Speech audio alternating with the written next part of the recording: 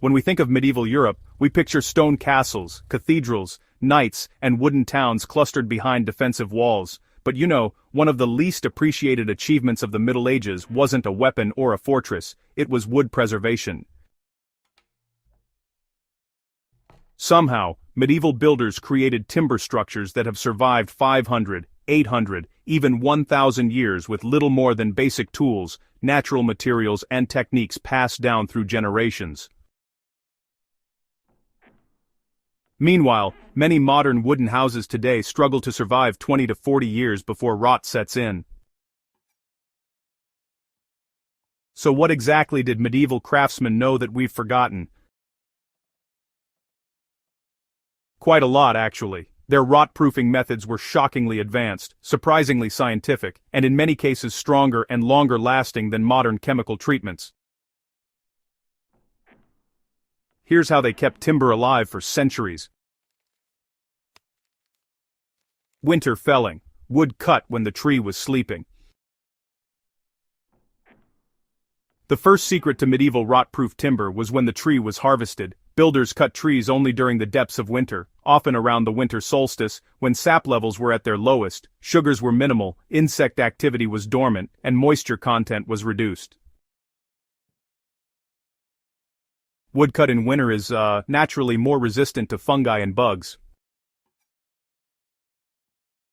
Modern experiments show winter-felled oak actually lasts 30 to 40% longer than trees cut during warmer months. Medieval carpenters didn't use scientific terms, they simply observed that winter wood, well, it never soured.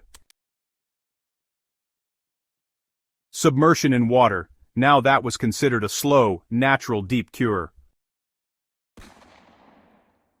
One of the strangest medieval techniques was soaking felled logs underwater for months or even years, in ponds, moats, lakes, or rivers, and, this wasn't random, submersion caused sap to leach out, fungal spores to die, oxygen-loving bacteria to starve, and wood fibers to mineralize just a bit.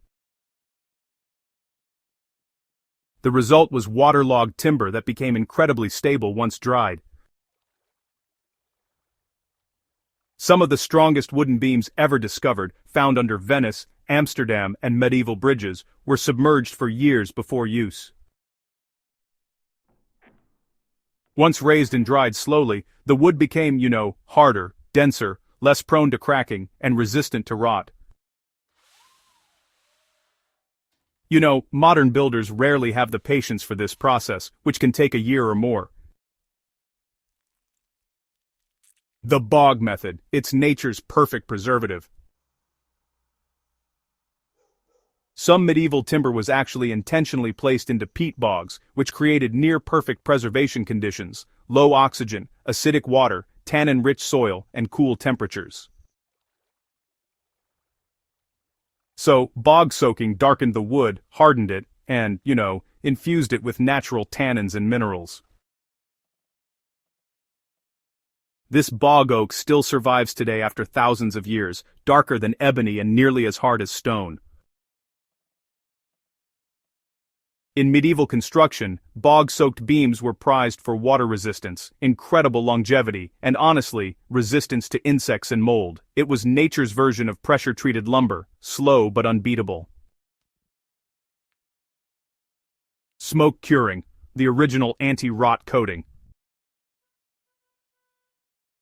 Many medieval barns, longhouses, and workshops were built with no chimneys. Smoke from the central hearth filled the building and escaped through the roof thatch. Builders didn't do this by accident. Smoke curing was part of the rot-proofing process.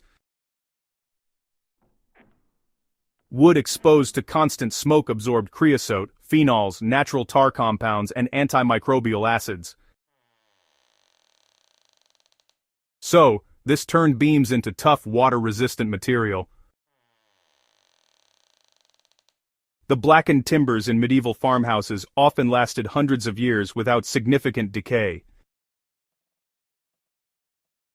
Modern pressure treating tries to mimic this effect, but, ironically, natural smoke actually penetrated deeper and lasted longer. Linseed oil, tallow, and pine tar, the triple shield. Medieval builders used finishes far more durable than today's store-bought stains. Their holy trinity of rot-proofing was linseed oil. Pressed from flax seeds, it soaked deep into timber and hardened into a waterproof resin. Animal tallow. Rendered fat from cows or sheep lubricated and sealed wood fibers, preventing them from drying out and cracking. Pine tar. Made by slowly burning pine roots in tar kilns, this was the medieval superstar. Pine tar repelled insects, resisted fungi, stayed flexible in heat and cold, and formed a thick waterproof layer. Ships, roof beams, and exterior walls coated in pine tar often lasted centuries. In fact, Scandinavian stave churches from the 1100s still stand today thanks largely to annual pine tar coatings. Medieval joinery. No screws, no nails, no rot points. Perhaps the most overlooked reason medieval timber lasted so long was their joinery. Where modern builders rely heavily on nails, each one a potential moisture point, medieval carpenters used mortise and tenon joints, wooden pegs, also known as tree nails, interlocking braces, and scribed fits. These joints expanded and contracted with the wood, preventing the cracks and moisture pockets that lead to rot. Simple, strong, elegant, and far more durable than many metal fasteners. Roof design, keeping water out before rot begins. Medieval builders understood that water destroys wood more than any other force. So, they designed structures to shed water quickly using things like steep roofs, deep eaves, timber raised above ground, stone foundations, and drip edges carved into beams. These design choices, prevented moisture from ever settling on timber. Modern homes often ignore this, relying on chemical treatments instead of, structural wisdom. So, medieval rot-proofing wasn't just one trick, it was actually a system. From harvesting to curing to finishing to construction, every step, worked together to create wood that could really survive the ages. And here's the surprising truth. Many of these natural methods actually outperform modern chemical treatments by decades. They took longer, they required patience. But they worked. In an age where cheap demolition lumber often rots within a generation, medieval woodcraft feels almost magical, yet it was simply the result of skill, observation, and time.